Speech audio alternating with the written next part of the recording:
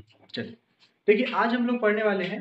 हमने बहुत सारी बातें की हैं। एक चीज़ आप जो है वो खुद से पढ़ लीजिएगा। वो है आपका कि जब आपका फेस चेंज होता है, यानी solid to liquid, liquid to vapour, और इस तरह के क्वेश्चंस आते हैं कि उसमें एंट्रोपी किस तरह चेंज हुई, है ना। चेंज इन एंट्रोपी, मैंने आपको कल भी बोला था और आज भी कह रहा हूँ कि एंट्रोपी जो चेंज होती है उसका क्वेश्चन मैं आज असाइनमेंट में आपको दे दूंगा, ठीक है।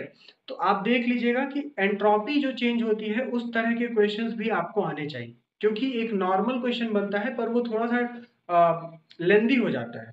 क्वेश्चन का फॉर्मुलेशन नॉर्मल है पर लेंदी हो जाता है। सो कभी कभार ये आराम से पूछ लेते हैं किसी भी एंट्रेंस एग्जाम में, ठीक है। थोड़ा सा फंसाता भी है कि जब आपका चेंज हो रहा है फेज, तो आपको कौन सी एंट्रोपी के लिए डीक्यू क्या लिखना है ना। मैंने आपको बता दिया है, वो चीज आप एक बार प्रैक्टिस कर लीजिएगा, क्योंकि आपको कराया भी जा चुका है ना।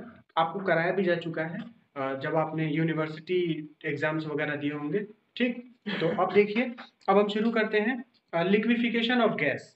बहुत ही आसान टॉपिक है, एक ही ट्रेंड पर इस पे क्वेश्चन आता है और मैं आपको इसके लिए सबसे आसान तरीका बताऊंगा। आपने किया हुआ है, ठीक है, आपने किया हुआ है, पर मैं इसका तरीका आपको बताऊंगा, इस पे क्वेश्चन सॉल्व कराऊंगा ताकि आपके सारे क्वेश्चंस हो जाए।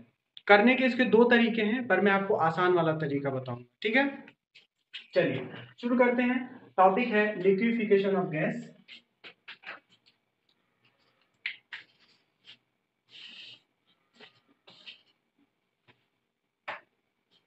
लिक्विफिकेशन ऑफ गैस, ठीक है।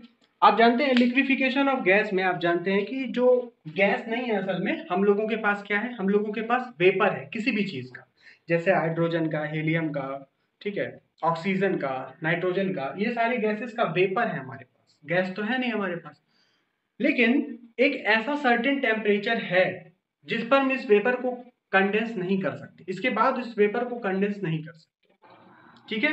जैसे आप क्या करेंगे, कोई भी वेपर लें, जैसे ऑक्सीजन गैस लें, मतलब ऑक्सीजन वेपर, आप जानते हैं गैस थोड़ा एक आइडियल शब्द है, तो ऑक्सीजन वेपर आप ले लें, ठीक। तो ऑक्सीजन वेपर को आप क्या कर सकते हैं, कंडेंस करके लिक्विड ऑक्सीजन बना सकते हैं, ठीक है। नाइट्रोजन आप कंडेंस करते हैं N2, तो लिक्विड नाइट्रोजन बन जाता है ना, लिक्विड नाइट्रोजन बन जाता है। अभी आप देखिए, इस पेंडेमिक में लिक्विड ऑक्सीजन की सप्लाई हो रही है, ठीक। क्यों लिक्विड ऑक्सीजन आपको चाहिए? अब ऑक्सीजन का आप क्या नाम है, वेपर फॉर्म में उसको या गैस फॉर्म में अगर कहीं से ट्रांसपोर्ट करना है, तो आपको बहुत ज्यादा वॉल्यूम का साथ कोई चीज चाहिए, है ना। आपको 1 किलोग्राम में ऑक्सीजन नहीं रहेगी और वो वॉल्यूम इतना घेरेगी, तो उससे अच्छा क्या है, उसको लिक्विफाई कर लो, लिक्विफाई करके उसको सिलेंडर्स में भर लो। उसी तरीके से आपका सिलेंडर भी आता है घर में, जो आपका ये आता है ना एलपीजी वाला सिलेंडर। एलपीजी वाले सिलेंडर की क्या खास बात होती है कि एलपीजी वाला जो सिलेंडर होता है ना, ये भी लिक्विफाइड होता है, ठीक है। एलपीजी वाला सिलेंडर भी आपका लिक्विफाइड होता है। उससे क्या होता है, इतने बड़े सिलेंडर में आपका 14-15 किलो गैस आ जाती है। जबकि आपका अगर वेपर फॉर्म में इस गैस को आपको ट्रांसपोर्ट करना हो, तो आपको बहुत बड़ा वॉल्यूम चाहिए, है ना। आपको बहुत बड़ा वॉल्यूम चाहिए। पता नहीं, अब हमको नहीं पता, पर अंदाजा समझिए 2000 गुना आपको ज्यादा चाहिए, ठीक है। आप एक बार देख लीजिएगा, पर अंदाजा आप मान लीजिए कि आप 1 किलो है, वो आप 1 लीटर में आ जाता है, तो फिर जब आप उसका करस्पॉन्डिंग वेपर बनाएगा तो आपको 2000 लीटर चाहिए। इस तरीके का इसमें चेंज हो जाता है, ठीक है, इस तरीके का चेंज हो जाता है आपका।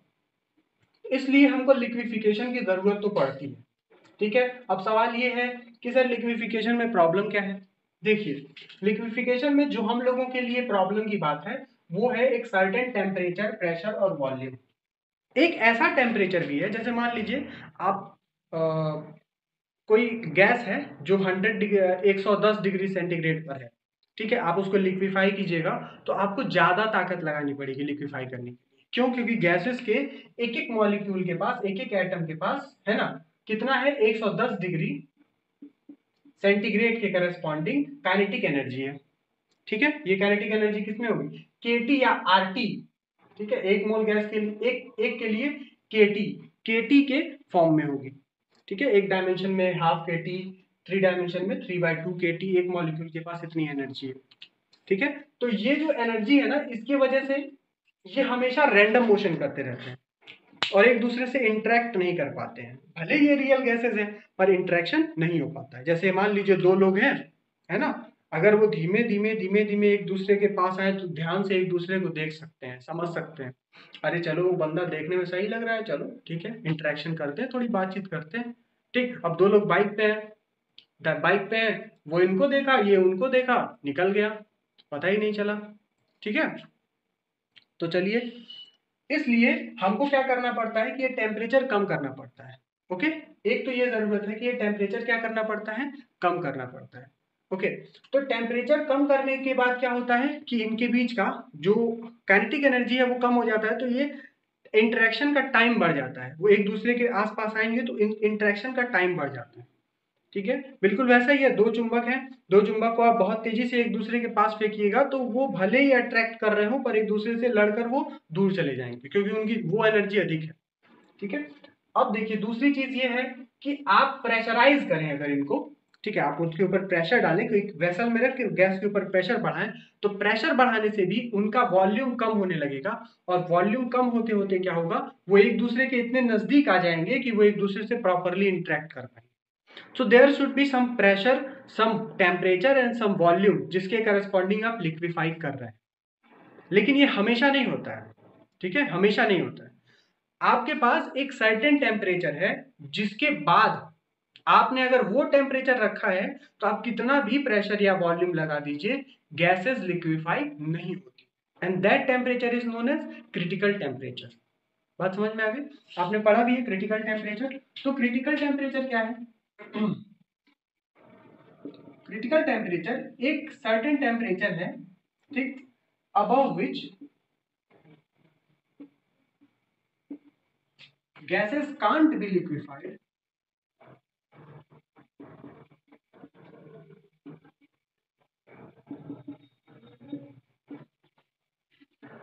whatever pressure is applied on it, can't be liquefied no matter whatever pressure is applied on it। ठीक है, गैसेस को लिक्विफाई नहीं किया जा सकता, आप चाहे जितना भी प्रेशर लगा दें।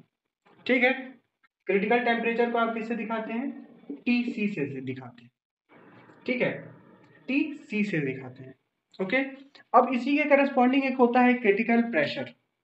ठीक है, अब देखिए इसमें अगर मान लीजिए कि क्रिटिकल टेम्परेचर का ही डेफिनेशन ऐसे देते हैं, क्रिटिकल प्रेशर का डेफिनेशन कैसे देते हैं, देखिएगा, क्रिटिकल प्रेशर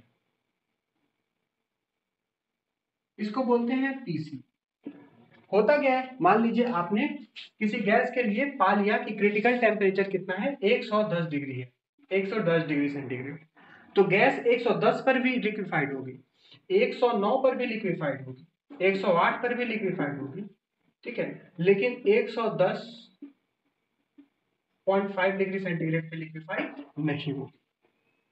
ठीक है, तो आप इस टेम्परेचर पे लिक्विफाई नहीं कर सकते, इसलिए हम एक फाइनल टेम्परेचर बोले कि ये टेम्परेचर जो है आप इसके करस्पॉन्डिंग क्या कर रहे हैं, इसको बोल दे रहे हैं टीसी। ओके, इस टीसी पर, ठीक है, क्रिटिकल टेम्परेचर पे जो मिनिमम प्रेशर आपको लगाना पड़े, मैक्सिमम तो आप कुछ भी लगा सकते हैं, ठीक है, मैक्सिमम तो आप कुछ भी लगा सकते हैं, मिनिमम प्रेशर जो आपको लगाना पड़े ताकि कोई गिवन गैस लिक्विफाइड हो जाए, उस प्रेशर को आप क्या कहते हैं, क्रिटिकल प्रेशर। ठीक है, तो क्रिटिकल टेम्परेचर इंडिपेंडेंटली डिफाइन हुआ है ना, कि no matter how much pressure is applied on it, अगर इसके अबव जाएंगे तो नहीं होगा। ठीक, लेकिन क्रिटिकल टेम्परेचर पे आप मिनिमम प्रेशर लगाएं और आपका गैस लिक्विफाइड हो जाए तो उसको क्या बोलेंगे, पीसी या क्रिटिकल प्रेशर। ठीक है, तो मिनिमम प्रेशर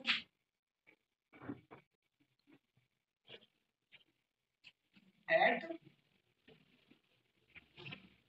क्रिटिकल टेम्परेचर, ठीक है, TC to liquefy the gas. ठीक है, और ये हो गया आपका क्रिटिकल प्रेशर। और क्रिटिकल वॉल्यूम क्या होगा, क्रिटिकल वॉल्यूम होगा, critical volume,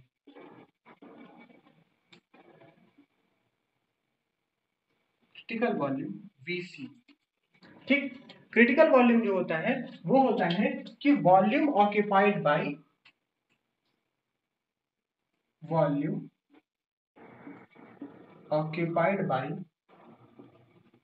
one mole of gas at critical temperature and critical pressure.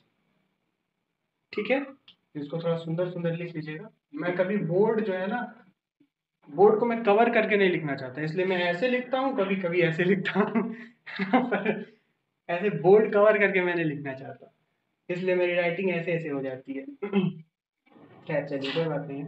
तो volume occupied by one mole of gas at TCPC is known as critical volume. ठीक है, ये इनका definition है। ठीक है, लिखते रहिएगा, इसको लिख लीजिएगा। अब हम बताते हैं कि टीसीपीसी वीसी पाते कैसे। ठीक है, आप टीसीपीसी वीसी पाएंगे कैसे, इसके बारे में जरा जानकारी प्राप्त करते हैं। ठीक, अब देखिए जो आप गैसेस ले रहे हैं, लिक्विफिकेशन ऑफ गैसेस, ये तो कोई आइडियल गैस है नहीं। ठीक है, ये कौन सी गैस है? ये एक रियल गैस के बारे में ही हम बात कर रहे हैं। ठीक है, we are always talking real gas. ठीक, तो रियल गैस का इक्वेशन क्या होता है? फॉर रियल गैस, या आप लिख दीजिए real gas equation. Real gas equation क्या होगा? P plus A N square लिख दे upon V square into V minus N भी लिखते हैं, और is equals to N R T. ठीक है, ये आपका, इधर से देखिए,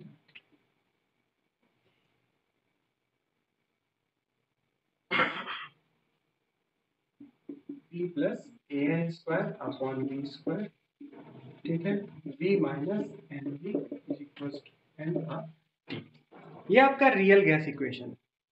ठीक है, अब देखिए, अब आपको अगर यहाँ पे टीसीपीसी वीसी निकालना है तो आपका ये जो हम मेथड बता रहे हैं, यही जो जैसे हम डिराइव करेंगे, यही एक मेथड है। ठीक है, और ये मेथड आप हर जगह इस्तेमाल कर सकते हैं, हर प्रॉब्लम में। ठीक, तो आइए देखते हैं क्या मेथड है। आपने मेथड किया भी हुआ है। ठीक है, आपकी यूनिवर्सिटी जो आपको पढ़ाए हैं सर, उसमें आपने किया हुआ है। ठीक है, तो this is not only derivation but this is method to solve the problem. ठीक, द प्रॉब्लम्स, बहुत आसान मेथड है, ध्यान से देखिएगा। To solve the problems. ठीक, देखिए क्या करना है आपको। a अपॉन वी स्क्वायर है ना, आप एलसीएम लेकर इसको एक इक्वेशन बनाइए। ठीक है, कैसा होगा? P V square plus A N square into V minus N B is equals to N R T V square. ठीक है, अब देखिए एन हटा देते हैं। ठीक है, एन हटा देते हैं क्योंकि एन का यूज नहीं आएगा, यहां से भी एन हटा देते हैं। वन मोल के लिए चूंकि डिफाइन ही किया गया है क्रिटिकल वॉल्यूम वन मोल के लिए, तो एन की जरूरत नहीं है आपको। आ जाएगा P V square plus A square. अब इसको और मल्टीप्लाई कर देते हैं तो आ जाएगा पी वी क्यूब। ठीक है, माइनस है तो minus B P V square, ठीक है, plus A square V minus A square V is equals to R T V square. ठीक है, अब देखिए वी स्क्वायर का टर्म यहाँ है, वी स्क्वायर का टर्म यहाँ है, इसको लिख दिया P V cube minus B P plus, यहाँ माइनस तो होगा पर ब्रैकेट में कर दिया है, तो B P plus R T V square plus A square V minus A square B is equal to 0। एक और काम कीजिए कि इसको लिख दीजिए V cube minus B P plus R T upon P V square plus A square upon P V minus A square B upon P is equal to 0। ठीक है, अब आपने इसको क्या कर दिया, v में एक क्यूबिक इक्वेशन बना दिया, v cube V square v और एक constant term is equal to 0। ठीक है, ये चीज आपने बना दिया। अब देखिए इसका क्या करना है, इधर आपने लिख लिया है? यस सर, लिख लिया है। जिन्होंने नहीं लिखा है प्लीज स्क्रीनशॉट ले लीजिए, आप लिख लीजिएगा। ठीक है, स्क्रीनशॉट ले लीजिए क्योंकि मैं इसे मिटाऊंगा, इसे मिटाऊंगा, इसे नहीं। ठीक है, लिख लीजिए। सर हाँ बताइए। सर ए होगा ना सर, ए स्क्वायर नहीं होगा। अच्छा हाँ ए स्क्वायर, वो ए स्क्वायर यहाँ पे होता गया ना, इसलिए गलती हो गई। मैंने ए स्क्वायर देख यहाँ पर एन स्क्वायर मिटाया था, स्क्वायर नहीं मिटाया था, गलती हो गई। चलिए धन्यवाद आपका, आपने सही सही कर दिया, नहीं तो आगे गलती हो जाती। ये ए स्क्वायर होगा। चलिए ठीक है, अभी स्क्रीनशॉट ले लीजिए, मैं इसे मिटा रहा हूँ।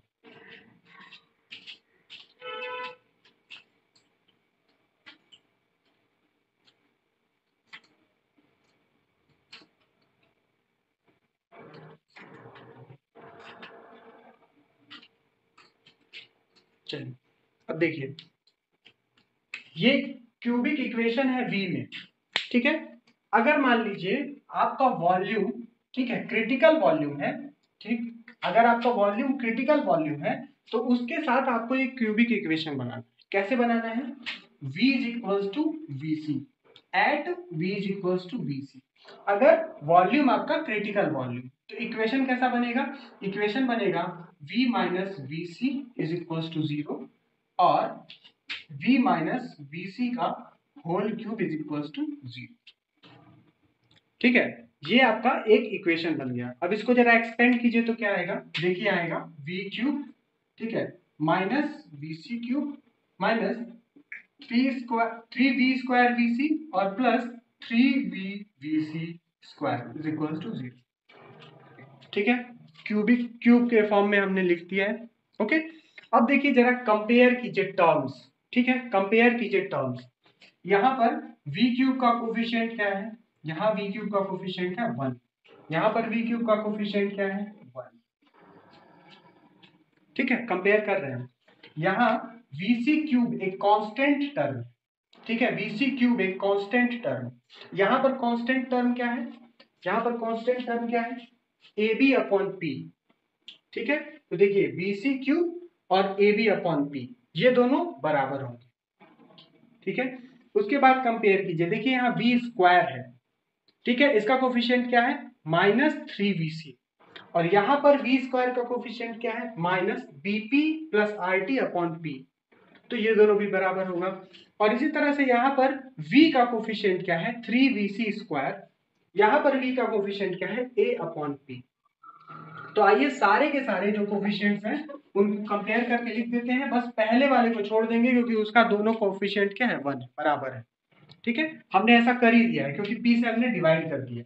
ठीक है, अगर डिवाइड आप नहीं करते, इससे कंपेयर करते तो भी आपका सेम रिजल्ट आता, थोड़ा सा टफ हो जाता, आपके 4 इक्वेशन बन जाते। ठीक है, अब देखिए क्या है, vc क्यूब और वो ab अपॉन p। ठीक है, सबसे पहले ये वाला करते हैं, v क्यूब का v क्यूब फिर v स्क्वायर, तो v स्क्वायर का कोफिशिएंट क्या है? कोएफिशिएंट ऑफ v स्क्वायर क्या होगा? Minus 3vc is equals to minus bp plus rt upon p। ठीक है, इसको कर दीजिए इक्वेशन नंबर 1। अगला इक्वेशन क्या है? अभी देखिए,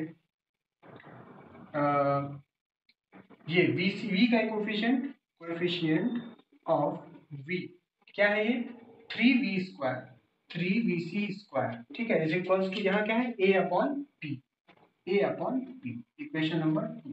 और फिर कांस्टेंट कोफिशिएंट क्या है? कांस्टेंट कोफिशिएंट है यहाँ पर vc क्यूब माइनस में, और वहां पर कांस्टेंट कोफिशिएंट क्या है? Minus ab upon p। ठीक है, तो constant coefficient of v to the power 0। ठीक है, v टू द पावर 1 2 0 था, यहाँ पर क्या आ जाएगा? vc cube minus is equals to minus ab upon p। ये इक्वेशन नंबर आपका 3। ठीक है, आपके 3 इक्वेशंस आपके पास आ गए। ओके, अब मैं इसको मिटा रहा हूं, कितना मिटा दूं? ये पूरा मिटा दूं? Yes sir. ठीक है, मिटा देते हैं। ठीक है, देखिए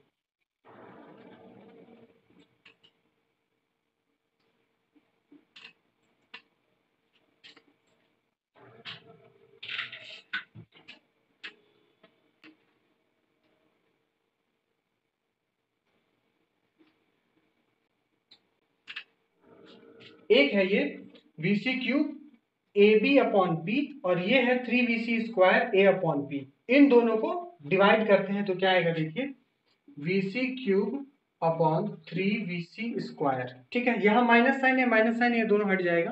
ठीक है, is equals to AB upon P, और ये अपॉन क्या होगा, A अपॉन P। ठीक है, तो इसको मैं क्या लिख दूं, AB upon P into P upon A। Clear है, लिख दिया। अब देखिए यहां से क्या बचेगा आपके पास, VC बचेगा इज इक्वल्स टू 3A से A, B से B क्या बचेगा, VC is equals to 3B। आपको क्रिटिकल वॉल्यूम पता चल गया, VC क्या होगा, 3B के बराबर होगा। ओके, क्लियर है। आपका इक्वेशन नंबर क्या आ जाएगा, 4। अब इक्वेशन 4 को आप कहाँ रख दीजिए, यहाँ इसी में रख दीजिए। ठीक है, इस वाले इक्वेशन में रख दीजिए या इसमें रख दीजिए। ठीक, क्या आ जाएगा, इसमें रख दीजिए। तो क्या आ जाएगा, यूजिंग इक्वेशन नंबर 4 इन 2 में रखिएगा तो क्या आएगा, 3 इंटू VC² यानी 3B का square is equals to A upon P। अगर वॉल्यूम क्रिटिकल है, अगर वॉल्यूम क्रिटिकल है तो उसके करस्पॉन्डिंग प्रेशर कौन सा होगा, क्रिटिकल होगा। तो यहाँ पे अब जो प्रेशर आएगा, ये प्रेशर आपका क्रिटिकल प्रेशर। ठीक है, तो हम इसको निकालेंगे नहीं, पर आपको ध्यान रखना है। देखिए P क्या आ जाएगा, P आ जाएगा A अपॉन 3 3 9, 3 27, 27B²। पर ये प्रेशर कौन सा है, क्रिटिकल प्रेशर है, PC। ठीक है, अब अगला देखिए, आप ये PC की वैल्यू और VC की वैल्यू लेकर यहाँ पर रख दीजिए। ठीक है, तो आपको T की वैल्यू मिल जाएगी। देखिए यहाँ से क्या इक्वेशन बनेगा, इक्वेशन जो आपका बनेगा वो बनेगा, माइनस माइनस कैंसिल हो जाएगा, P को यहाँ लेते जाते हैं तो आ जाएगा 3PC into VC is equals to BP plus RT। ठीक है, आप इसको देखिए, T क्या आ जाएगा, RT is equals to 3PC VC minus BP।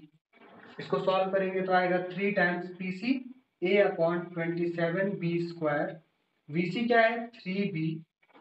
ठीक, माइनस BP यहाँ दिख रहा है, नहीं दिख रहा है यहाँ पे ना, वेट वेट वेट वेट, मुझे कुछ करने दो।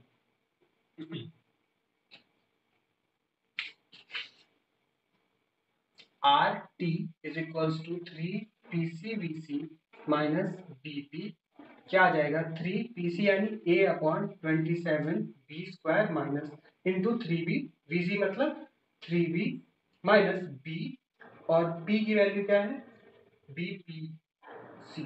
ठीक, 27 A अपॉन 27B²। ठीक है, यहां से देखिए क्या बचेगा, 3 3 9, 27 रहने देते हैं। ठीक है, 27 रहने देते हैं, यहाँ 9AB आएगा। ठीक है, बी से बी कट जाएगा, यहाँ से भी बी से बी एक कट जाएगा, कोई जरूरत नहीं है, सॉल्व कर देंगे तो आ जाएगा। देखिए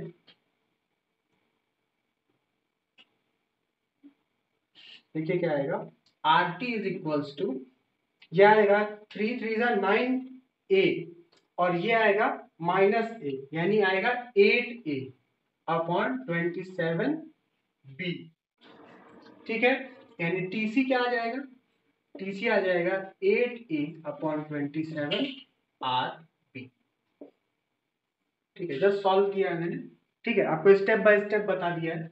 ओके, तो देखिए टीसी की वैल्यू आपकी आ गई 8A अपॉन 27 RB, पीसी की वैल्यू A अपॉन 27B², और VC की वैल्यू आ गई आपकी 3B। ये तीनों आ गया आपका क्रिटिकल प्रेशर, क्रिटिकल वॉल्यूम और critical temperature for the equation. For the equation, किस इक्वेशन के लिए, आपका आया P plus A upon V², V minus B is equals to RT के लिए। क्लियर है, सो दिस इज मेथड, ये एक तरीका है कि आप कैसे सॉल्व करेंगे।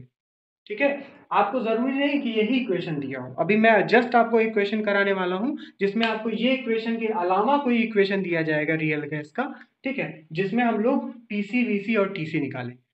ठीक है, आपको देखने में ये फॉर्मुलेशन बड़ा लग रहा है, पर जैसे ही आप एक बार कर लीजिएगा, आपको एक बार पता चल गया है तो आपके लिए आसान हो जाएगा। ठीक है, तो इसको नोट डाउन कीजिए, हम लोग तुरंत ही इक्वेशन करते हैं। आइए देखते हैं।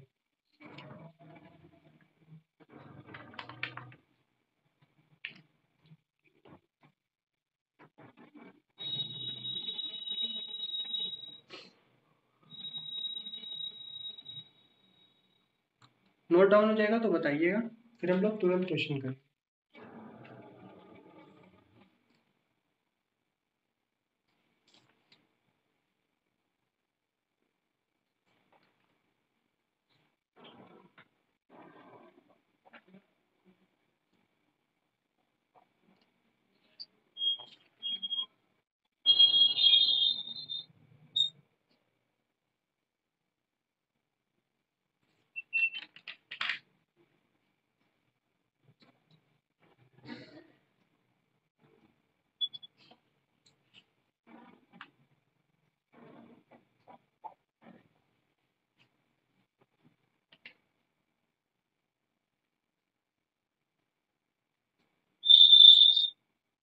हो गया सर। हो गया? Yes sir. चलिए चलिए अब देखते हैं हम लोग क्वेश्चन। ठीक है,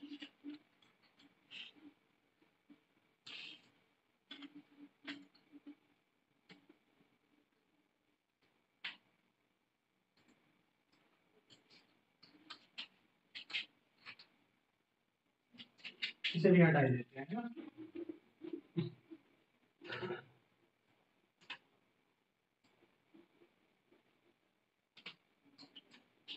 चलिए देखिए, आपका क्वेश्चन दिया हुआ है कि TIFR 2016 में पूछा है। ठीक है, TIFR 2016 में पूछा है। एक इक्वेशन दिया है, गैस का equation P plus alpha n upon V का होल स्क्वायर, ठीक है, into V minus beta n is equals to n kBT। ठीक है, ये दिया हुआ है आपका इक्वेशन। ठीक, आपसे बोल रहा है कि आपको TC PC और BC निकालना है।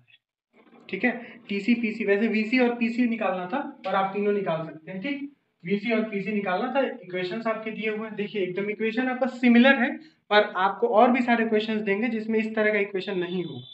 ठीक है, पर देखिए इसमें ये एक ऐसा इक्वेशन दिया हुआ है, इसको आपको सॉल्व करना है। ठीक, तो हम भी करते हैं सॉल्व, आप भी कीजिए। ठीक है, ताकि आपको भी प्रैक्टिस हो जाए। ओके, चलिए करते हैं।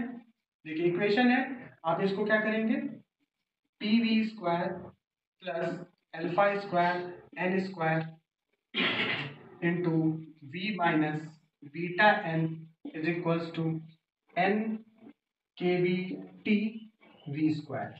ओके, यहां से फिर क्या आ जाएगा, PV cube minus beta PN V square plus alpha square n square V minus alpha square beta n cube.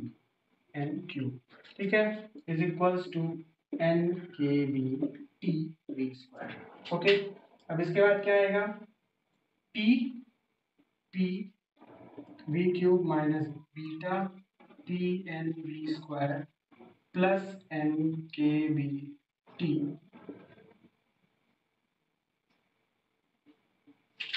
V square plus alpha square n square V minus alpha square beta n cube equals to 0।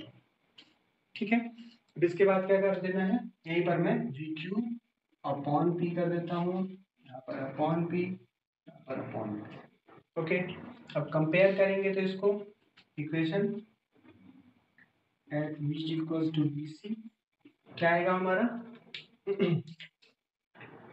V cube minus BC cube minus 3V square BC plus 3 VC square V is equals to 0। ये आपका equation आ जाएगा। ठीक है, अब हम क्या करेंगे, इसको कंपेयर करेंगे। तो देखिए पहला इक्वेशन तो आपका आएगा, V स्क्वायर के लिए आएगा -3V is equals to minus beta PN plus n kBT upon P। Okay, अगला इक्वेशन क्या आने वाला है आपका, अगला इक्वेशन आपका आएगा -3VC is equals to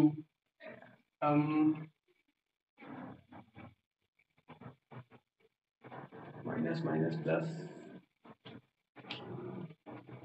3VC square, 3VC, हाँ ये वाली, ठीक है, ये तो हो गया 3VC square, 3VC square is equals to alpha square N square upon P.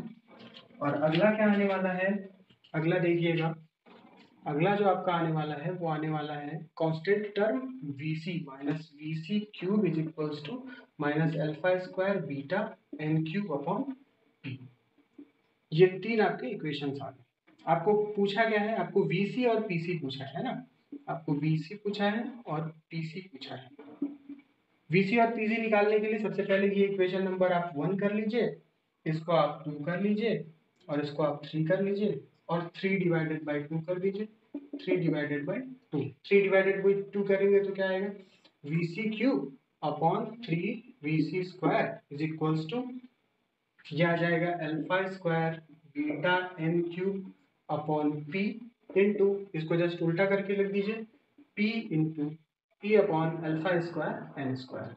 देखिए क्या आ गया, यहाँ से आ गया VC is equals to 3, alpha square से अल्फा स्क्वायर चला गया, P से P चला गया, बीटा और एक n बच गया, 3 बीटा n, ठीक है। VC आपका 3 बीटा n आ गया और PC आपको निकालना होगा तो क्या करेंगे, PC निकालने के लिए इस इक्वेशन 2 में रख देंगे, ठीक है, इक्वेशन 2 एंड 4, इन दोनों को मिलाकर PC क्या आ जाएगा, alpha square N square upon 3VC square, तो ये आ जाएगा alpha square N square upon 3 times 3 square 3 beta N का होल स्क्वायर, ठीक है। तो ये आ जाएगा आपका alpha square N square upon 3 27 beta square N square, यानी क्या आ जाएगा alpha square upon 27 beta square. ये आपकी PC की वैल्यू आ गई, ठीक है, PC आ गया alpha square upon 27 beta square, ठीक है। किसका लग गया मेरे साथ ही, तेरा आपका लग गया।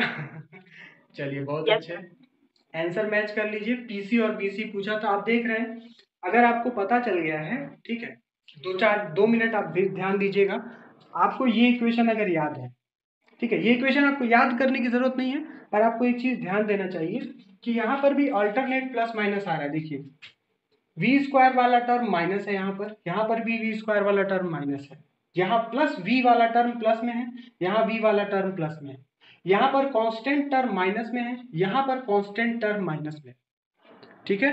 तो ये टर्म्स में एक तो साइन का आपको ध्यान रखना है, ठीक है, कि जो V स्क्वायर वाला टर्म यहाँ पे माइनस में आएगा, यहाँ पर भी माइनस में ही आएगा। जहां तक मैंने क्वेश्चन किए हैं सारे इक्वेशंस ऐसे ही बनते हैं, ठीक है। और आपको देखिए VC करना सिर्फ वही है, जैसे पहले में भी मैंने 3 डिवाइडेड बाई 2 किया था, दूसरे में भी मैं 3 डिवाइडेड बाई 2 कर रहा हूँ, तो मेरा VC का वैल्यू निकल कर आ जा रहा है। फिर मैं क्या कर रहा हूँ, 2 और 4 का यूज कर ले रहा हूँ तो मेरी PC की वैल्यू आ जा रही है, और इन दोनों का यूज करके मैं पहले में ले जाऊंगा तो मेरा TC का वैल्यू आ जाएगा। तो करने का प्रोसेस यही है, ठीक है। जिसे नहीं समझ में आया है वो मुझसे जरूर पूछ लेगा।